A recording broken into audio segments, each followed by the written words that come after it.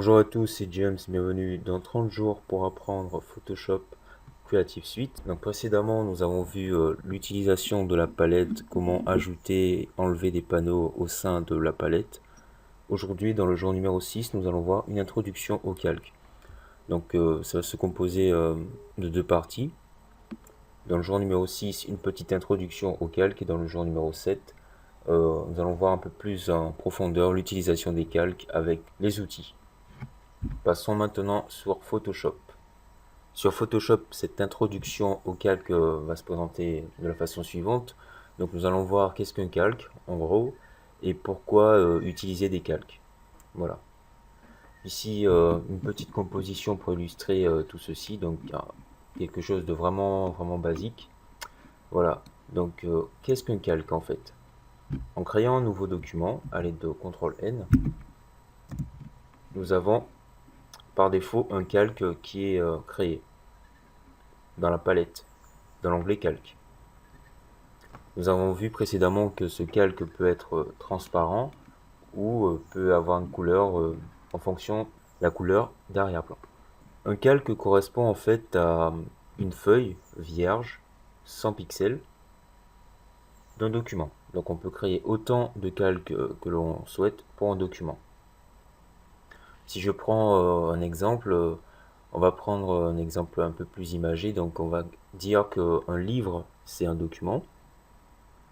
Et les pages, ce sont les calques de ce document. Donc c'est vrai qu'un livre ne contient pas une seule page, on va faire comme si. Donc pour écrire notre livre, on aura besoin de plusieurs calques. Ce qui va nous permettre d'écrire du texte, voilà, de modifier, faire des corrections et tout.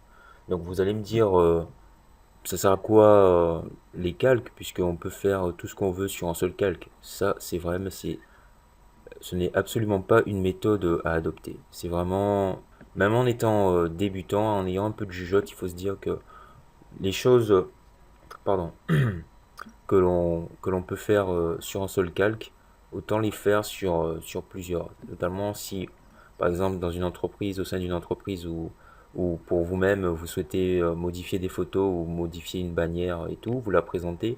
Et lors de la présentation, on vous demande entre autres, modifier le texte ou changer la couleur du texte et que vous avez travaillé uniquement sur un seul calque, vous serez assez embêté. Il faut savoir que le travail que l'on fait une seule fois n'est pas forcément le même lorsqu'on le refait. Le résultat est souvent différent. Entre autres, c'est ça. Donc les calques, on peut en créer autant qu'on veut. Il y a différents types de calques. Donc ici, on va dire que ce sont des calques simples, tout simple. Donc en créant un nouveau calque, on a des calques tout simples. On a aussi des calques liés aux outils, notamment un calque qui est créé lorsqu'on fait une forme, comme ceci par exemple. J'ai la forme de la maison. Donc ici, il s'agit d'un calque de forme. On a aussi des calques dynamiques, donc qu'on peut transformer dynamique, enfin des calques basiques comme celui-ci que l'on peut transformer en calque d'objet dynamique en effectuant un clic droit, ce qui permet aussi d'ajouter des filtres et de rendre ces filtres modifiables.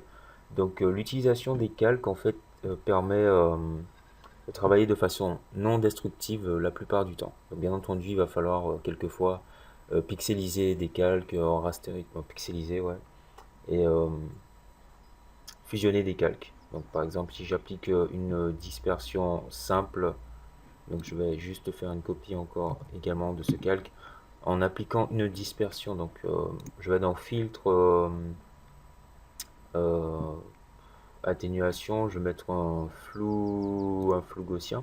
Je vais mettre un flou gaussien assez important, comme ceci. Je valide par OK. Donc je masque. Voilà, donc ici mon image de départ. Ici, celle à laquelle j'ai appliqué un flou gaussien, donc voilà. Et là, donc c'est mon image basique, mon calque basique. Là, mon calque dynamique, qui est similaire au calque de départ. Là, je vais lui appliquer un flou gaussien également. Atténuation, flou gaussien à peu près avec le même rayon. Voilà. Donc le résultat est le même, sauf que je vois une option, donc le même que celui-ci, c'est pareil. légèrement. Là, je vois une option qui s'est ajoutée, ce qui me permet en fait de remodifier, entre autres, le rayon. Voilà, donc ça rend modifiable mon calque. Donc pour déplacer les calques, on a vu qu'il faut utiliser l'outil de déplacement. Par la suite, comme je l'ai dit, on verra comment créer un calque et faire quelques petites euh, choses sur les calques. Donc pour appliquer des changements sur les calques, on utilise essentiellement les outils qui se trouvent ici, donc tous ces outils. Donc les outils en ce qui concerne la retouche et autres, donc on utilise la palette de couleurs qui se trouve ici, ou le nuancé, ainsi que les styles. On verra ceci par la suite.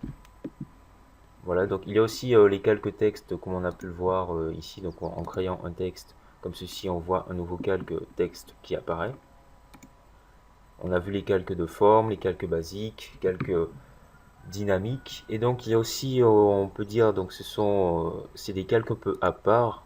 Ce sont des calques, c'est pas vraiment des calques, mais ouais, ce sont des calques, donc des calques de réglage, donc que l'on retrouve ici via l'onglet qui apparaît ici, ou également ici, dans l'onglet qui est ici.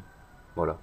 Donc tous ces calques permettent d'effectuer des color corrections, entre autres, c'est-à-dire des corrections colorimétriques diverses sur, sur une image. Donc notamment ici, voilà, on voit l'image de départ, l'image ensuite.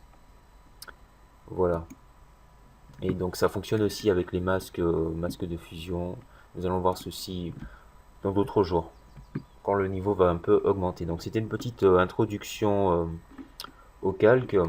Donc les calques ici, on peut les positionner de diverses façons. Donc avant de commencer à créer, il faut quand même organiser son travail. Donc moi j'ai essayé d'organiser un peu assez facilement. Donc j'ai positionné le soleil tout en haut. Pourquoi? Parce que le soleil il est par-dessus, enfin on le voit par-dessus le ciel en toute logique. Je peux le déplacer également aussi. Voilà. Donc les nuages, ils se trouvent tous ici. Je peux les déplacer. Donc je les ai mis dans un groupe pour pouvoir les déplacer tous en même temps. Donc en les déplaçant individuellement, ça donne ceci. Je peux aussi déplacer la maison également. Donc les calques, ça me permet de faire ça. Donc imaginons, si j'avais tout sur un seul calque, je vous montre. Voilà, donc je peux rien faire. Je bouge que le calque uniquement. C'est ça un peu l'avantage des calques. Donc je peux positionner les calques ainsi de suite par-dessus et tout. Voilà, c'est la fin. On va voir ce qu'on a retenu.